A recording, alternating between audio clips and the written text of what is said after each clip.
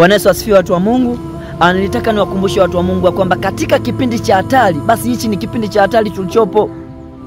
Tupo katika kipindi cha maangamizi ambapo watu wa Mungu leo hii hawataki kusikia neno la Mungu. Hawataki kusikia Mungu anachotaka wasikie, ila wanataka kusikia kile wanachotaka wao kusikia. Yaani wanampangia Mungu. Ndio maana leo hii tumekuwa na watu ambao wanahama makanisa kila siku. Matokeo yake wanaenda katika makanisa ya uongo. Makanisa ya uongo yanajaa watu maelfu, alafu makanisa ya kweli hayana watu. Kwa sababu watu hawataki kusikia ukweli. Watu wanataka kusikia Mungu anakupenda. Watu wanataka kusikia pokea gari. Watu wanataka kusikia pokea nyumba. Watu wanataka kusikia Mungu anakupenda.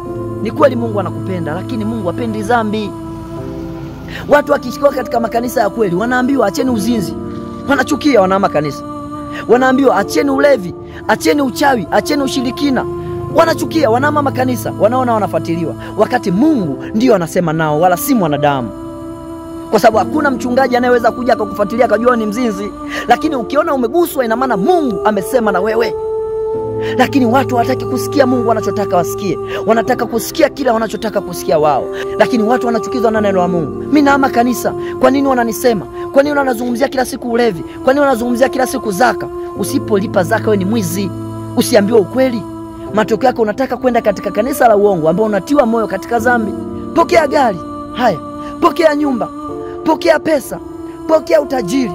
Utajiri gani unaopokea wakati haupo vizuri na Mungu? Mungu anataka kwanza uwe vizuri na yeye. Kisha ukisha kuwa vizuri na yeye, ndo baraka zake usichukue. Hebu kubali maonyo, kubali kubadilika. Leo hii tunafika katika wakati mbaya ambapo watu leo hii wanataka kufarijiwa. Ndio maana leo katika mitandao, mtu akiona mtu anaambiwa kwamba soma mstari fulani, unamkomandi Mungu ili aweze kukupa baraka yako. Watu wanakimbilia kwenye mistari wanasoma sala zote, alafu matendo yao ni wazinzi, wachawi, washirikina. Alafu wanataka tukumkomandi Mungu ili awape baraka yako. Wacha nikwambie mtu wa Mungu, ya kwamba neema ya wokovu haijaja ili kutuwezesha kutenda dhambi. Neema ya wokovu kupitia Yesu Kristo imekuja ili kutupa nguvu ya uwezesho wa kushinda dhambi.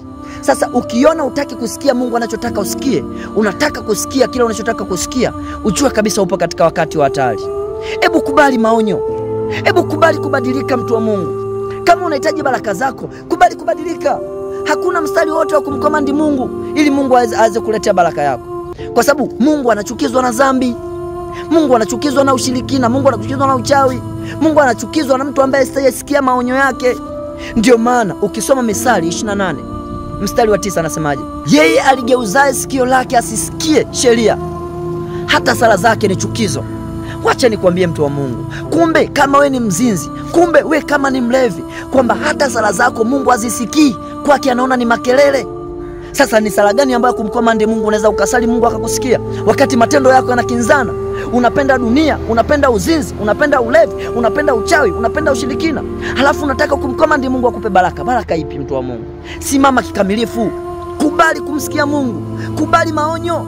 Acha dhambi, acha ulevi, acha nguvu za giza, acha ushirikina. Alafu simama na Mungu, uone baraka zako kama utazipata. Leo hii watu wa majira yao yanafika Mungu kuwabariki, lakini watu hawapo tayari kuipokea baraka ya Mungu. Sio kwamba unajua kuna watu wanasema Mungu akisha kuamua kukubariki kama Mungu amekubariki tu, kwamba baraka yako hakuna kuizuia. Wacha nikwambie ni kweli, hakuna kuizuia baraka yako, lakini ni wewe mwenyewe unaweza kuizuia baraka yako. Mtu wa Mungu. Kwa sababu Mungu anapoiachia baraka yake ije kujilia wewe, inategemea upo tayari kuipokea hiyo baraka. Kama hautakuwa tayari kuipokea hiyo baraka kwa matendo mema, kwa maombi, kwa kufunga, kwa kila kitu kwa ukamilifu, basi hautanufaika na hiyo baraka. Baraka itazunguka, itakusubiri mpaka utakapokuwa tayari kumgeukia Mungu, ndipo baraka itakapokujilia. Hebu tubadilike watu wa Mungu. Haya maisha, wacha tusikie kweli ya Mungu. Tusitake kusikia tunachotaka kusikia, tutashindwa kupata matokeo. Kama una changamoto aina yoyote, kama una matatizo aina yoyote, piga namba hii. Utaombewa bila gharama yoyote, bure kabisa. Na kama unahitaji ushauri, na kama unahitaji kujua chochote, basi piga namba hii na utajulishwa bila gharama yoyote na utaombewa. Na kama una matatizo basi utapona, maana Bwana Yesu amewatuma watumishi wake kwa ajili ya kuifanya kazi yake. Mwenyezi Mungu awabariki sana.